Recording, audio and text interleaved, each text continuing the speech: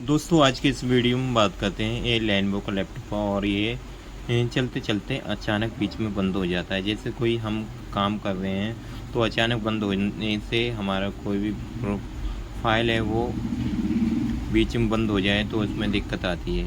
या कोई भी काम कर रहे हैं ऑनलाइन तो बीच में बंद हो जाए फिर भी दिक्कत आती है। तो ये इस तरीके की हरकत कर रहा है। तो इसके जितने भी स्क्रू हैं वो हम इन्हें सभी के लिए 1 बाई 1 एक एक करके निकाल लिया है। और निकालने के बाद इसका जो पैनल है बेस पैनल इसे हम निकाल लेते हैं।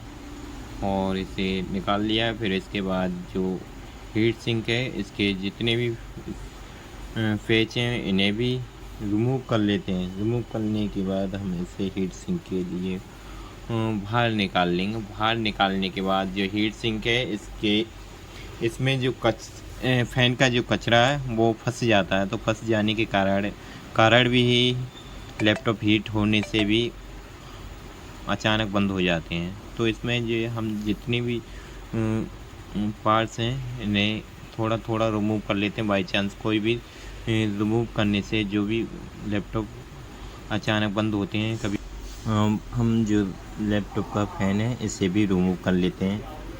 इसको निकालने के बाद फिर हम ये हीट सिंक के नीचे जो सीपीयू है उसे साफ क्लीन करने के बाद और इस पर पेस्ट लगा देते हैं।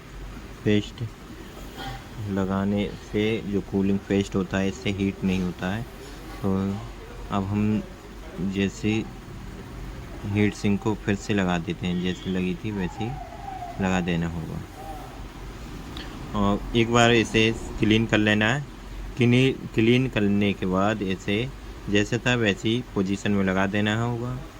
और इसे इस तरीके से रख दिया है। रखने के बाद हम इसके 1 बाई 1 जितने भी स्क्रू हैं उसे कस देते हैं। सही से अच्छे से इसे रख के कसना होगा। और इसके जो जितने भी स्क्रू है वो कस दिए हैं। फिर इसका बैटरी का स्विच लगाना होगा और बैटरी का स्विच लगा दिया। और ये कीबोर्ड का फीता भी रिमूव करने के बाद फिर से लगा देना होगा, क्योंकि बाई चांस कीबोर्ड का जो फीता है वो भी दिक्कत करता है। तो क्योंकि F11 मांग रहा था तो इसे अच्छे से क्लीन कर लेना होगा। इसे बैटरी के निकालने के बाद बैटरी के नीचे भी क्लीन कर लेना होगा। और फिर हम इसका जो कीबोर्ड का जो फीता है इसे निकालेंगे,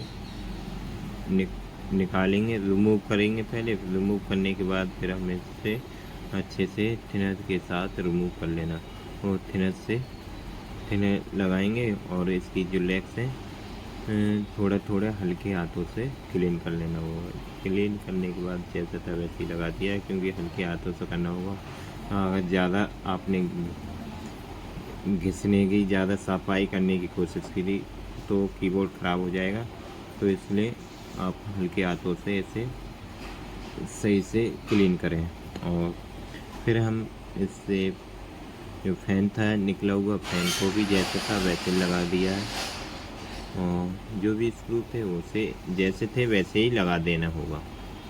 और स्क्रू को चेक कर लेना होगा कि जिस जगह के हैं वहीं लगाएं, क्योंकि छोटा बड़ा लगा दोगे तो दिक्कत आ जाएगी। बॉडी की ऊंची नीची उठी हुई सी हो जाती है अगर बड़ा पेच भी लगा दिया। तो आप पेच देख के ही लगाएं। और थोड़ा इसकी वायर वगैरह है और इससे भी जैसी थी वैसे ही लगाना होगा।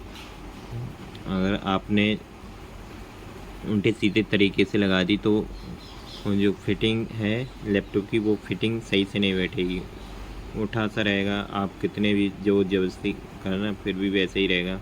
तो जैसी थी और जैसे निकाली जो वायर, कोई भी वायर सही उसे ऐसे ही जिस पोजीशन में थी उसी पोजीशन में लगा देना होगा तो सही है। वरना तो अन्यथा आपका जो फिटिंग है वो सही से नहीं बैठेगी, आप कितना भी जोर लगा लेना। और जो वाईफाई वायर है इसे इसके जैसे वाइट है तो वाइट पे लगा दिया, और ब्लैक वायर थी उसे ब्लैक पे लगा देना होगा। लगा दिया है बाहर के लिए। अब इसकी बैटरी को हम लगा देते हैं और इसके जो भी ड्राइवर हैं, स्क्रू ड्राइव उन्हें, और इसका सबसे पहले हमने इसका स्विच लगा दिया है और लगाने के बाद फिर इसके जो भी पेच हैं उसे सही से लगा देना होगा। और लगाने के बाद जो भी पेच हैं, जितने भी पेच हैं उसके सारे लैपटॉप पे वो लगा देना होगा, क्योंकि आप पेच की कंजूसी करोगे तो बॉडी है वो सही से सेट हो नहीं पाएगी। और ये हम ऑन करके देखेंगे, ये ऑन हो चुका है। क्यों बाई चांस सही लैपटॉप को खोलते हैं तो उसमें खोलने बांधने से प्रॉब्लम आ जाती है। तो कभी कभार मेरे साथ इस तरीके हो चुका है कि अच्छा खासा लैपटॉप खोला और उसमें शॉर्टिंग आएगी, तो इसमें रिस्क रहता है। और